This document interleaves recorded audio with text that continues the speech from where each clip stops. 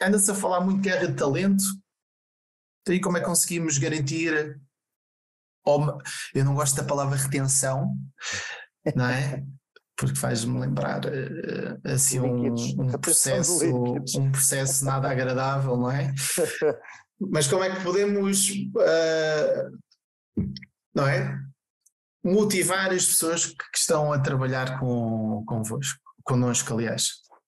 Eu acho que quando falamos aqui de talento e de as pessoas saírem e não saírem, há aqui uma parte que é, principalmente as gerações mais novas têm uma ideia ainda mais diferente da nossa geração sobre o que é trabalhar num sítio, e portanto há uma expectativa por parte destas pessoas também que vão ter muitas experiências diferentes.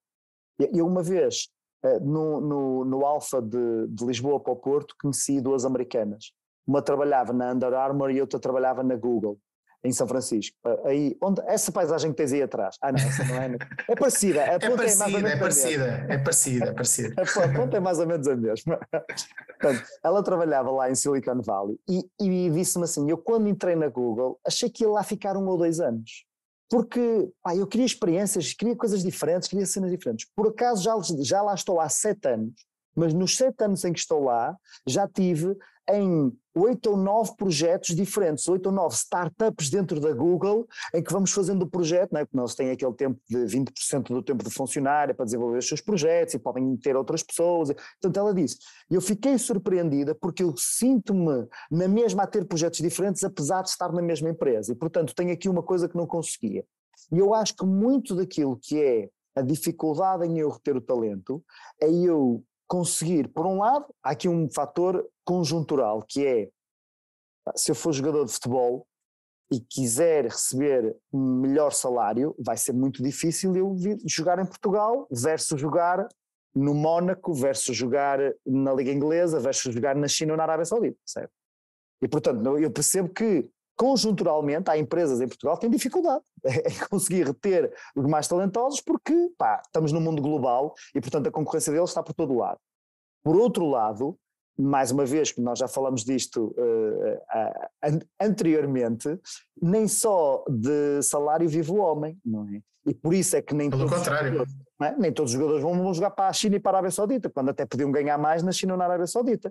Porquê? Porque há aqui um fator de desafio, há aqui um fator de estatuto, há aqui um fator de dinâmica, há aqui um fator de ligação emocional à equipa, às pessoas. Agora, se na minha organização eles entram e são quase autómatos, ou seja, não falam com ninguém, fazem o seu trabalho. Eu estou-me a lembrar principalmente das empresas da IT, que estão com enorme dificuldade em recrutar, porque há poucos, e muito em conseguir que os melhores fiquem lá, não é? Mas muitas vezes a malta, eu olho para aquilo e eles estão a entrar lá, não é? Com a sua canequinha, sentam-se ao seu computador, trabalham, ou em suas casas trabalham, e não há ligação emocional a nada dali, não é? Portanto, estar a trabalhar ali, ou em casa ou noutra empresa qualquer, é basicamente a mesma coisa.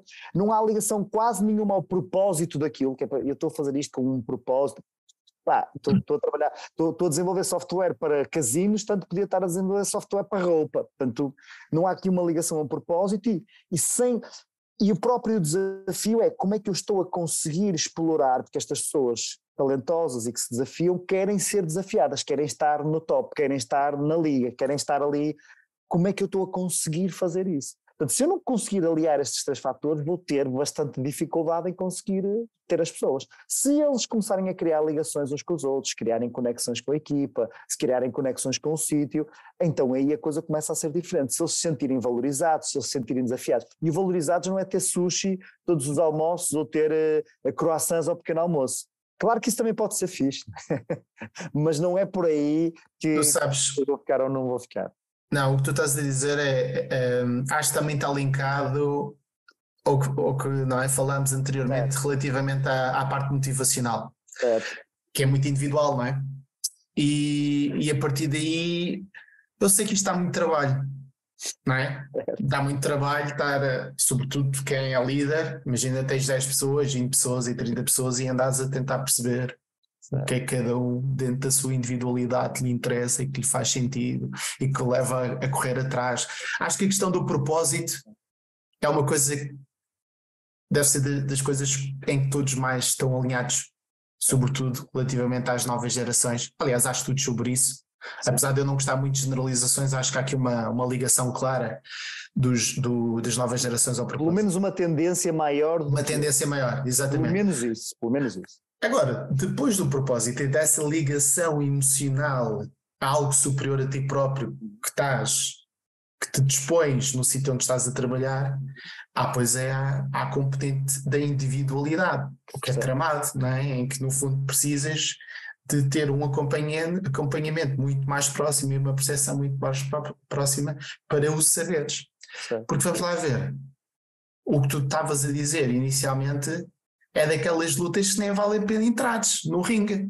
Se os salários que tens são os salários que tens e se o sistema não está a mudar ou se crescemos 4%, mas a inflação é 4,7% em termos de média, a inflação é 4,7%, ou isto realmente altera e de fora existem alterações para que dentro tu também possas resolver. Agora, se dentro não tens essa informação de fora, não é? E se os outros países continuam a crescer, tu não podes entrar numa luta que é irreal. Nem vale a pena, eu no outro dia estava a falar sobre isto, nota tol, nem vale a pena estarmos a olhar para isso. Sim. Olhar para a questão conjuntura. A conjuntura é conjuntura. É o que é. Ou nós em conjunto a transformamos, ou do ponto de vista da organização, obviamente que organizações podem aumentar mais os salários e ter perspectivas diferentes, não é? Sem dúvida nenhuma, e isso está a ser visto em alguns grupos. Mas, veja, nesses grandes grupos em que se está a ganhar se calhar muito dinheiro, em que se pode fazer isso, há outros que não o estão a fazer. Por isso, se calhar vamos olhar para dentro. O que é que nós podemos internamente com as nossas pessoas fazer?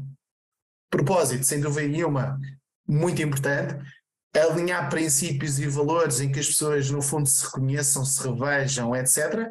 E depois, voltando, lá está, a 2 pontos, expectativa, que tu falaste muito bem, qual é que é a minha expectativa perante isto, que está muito associado também à questão da motivação para, ok? À motivação intrínseca, ou às motivações intrínsecas que tu tens, sejam 3, 5, ou seja que autor for, de reconhecê-las e de respeitá-las. Se não respeitas, é o chamado, como eu costumo dizer, já fostes. É isso mesmo.